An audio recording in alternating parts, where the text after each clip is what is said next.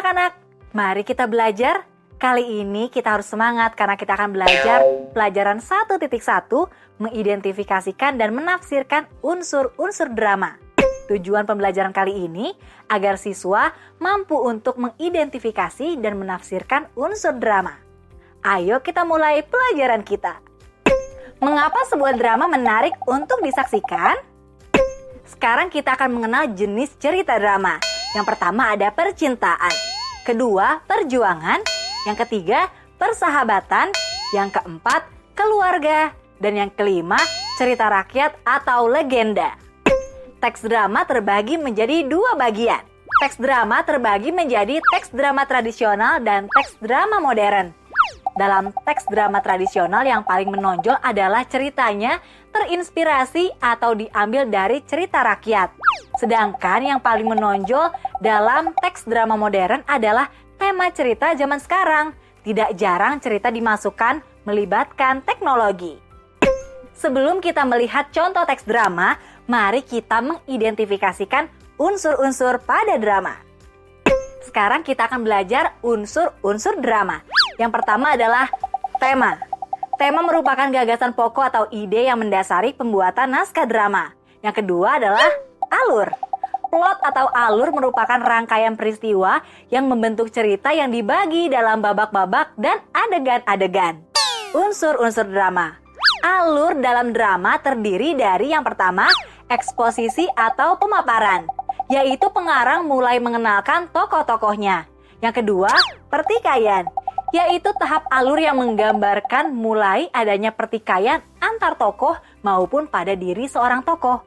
Yang ketiga, klimaks, yaitu tahap alur yang menggambarkan bahwa persoalan yang dihadapi tokoh mencapai puncaknya.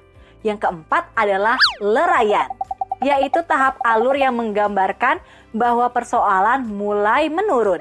Dan yang kelima adalah penyelesaian, yaitu tahap yang menggambarkan bahwa persoalan selesai. Sekarang mari perhatikan penjelasan mengenai alur drama berikut ini. Penjelasan. Apabila tahap-tahap sebelumnya disajikan oleh pengarang secara urut dari tahap pemaparan hingga penyelesaian, itu dinamakan alur maju.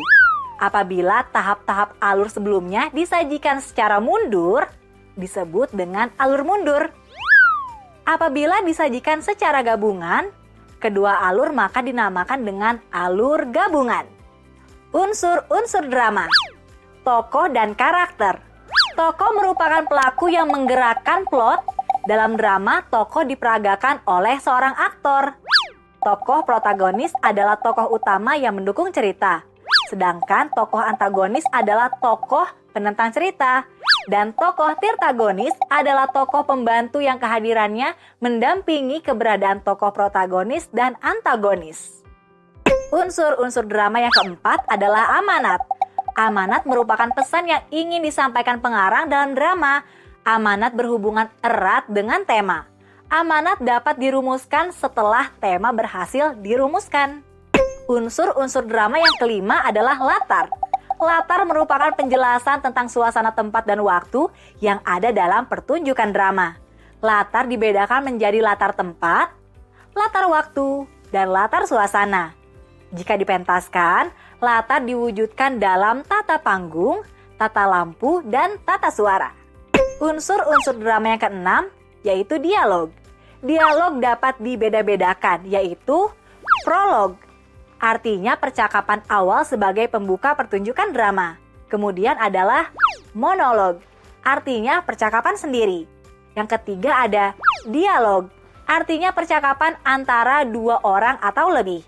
Dan yang keempat ada epilog. Artinya percakapan akhir sebagai penutup pertunjukan. Unsur-unsur drama yang ketujuh adalah gerak. Gerak dapat dibagikan menjadi beberapa bagian. Ada mimik yang artinya gerak raut muka. Kemudian pantomimik artinya gerak-gerik anggota tubuh. Yang ketiga adalah blocking. Artinya posisi aktor di atas pentas. Yang keempat, tata rias dan busana. Dan yang kelima adalah tata panggung. Mari kita perhatikan contoh teks drama modern berikut ini. Teks drama. Judul drama, Penyesalan Agit. penulis Evita Peron, pemain Agit dan Ayu, latar sekolah di ruang kelas, dan rumah di ruang keluarga. Durasi 20 menit. Teks drama Penyesalan Agit. Suasana kelas begitu tegang saat Bulin marah hebat hingga merobek buku karena melihat kelakuan Agit yang tertidur di kelas. Tidak terima dengan perlakuan Bulin, Agit melawan dan menendang kursi.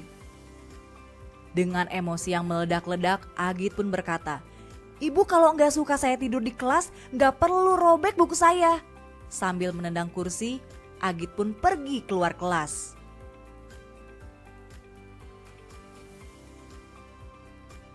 Keesokan harinya, Ayu kakak Agit datang ke sekolah karena mendapatkan surat panggilan dari kepala sekolah.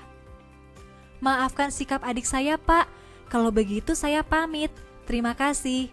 Ayu kembali ke rumah dan menemui Agit yang sedang bermain PlayStation di kamar. Ayu berkata, "Kamu dapat skors 2 minggu. Kakak udah gak paham lagi harus gimana mendidik kamu. Ibu sama bapak pasti kecewa banget lihat tingkah laku kamu sekarang ini." Agit sambil menatap layar televisi berkata, "Lumayan Kak 2 minggu.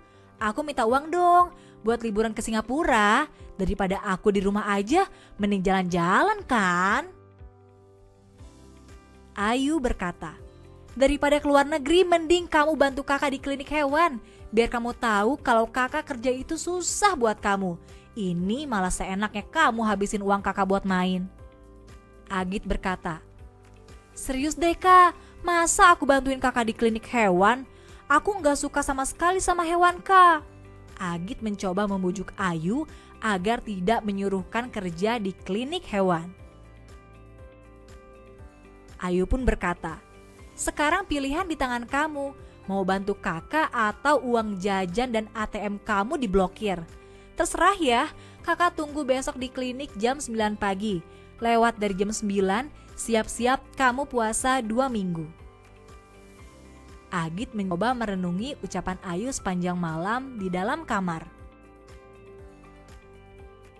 Keesokan harinya di klinik hewan milik Ayu, jam sudah menunjukkan jam 8.55 pagi.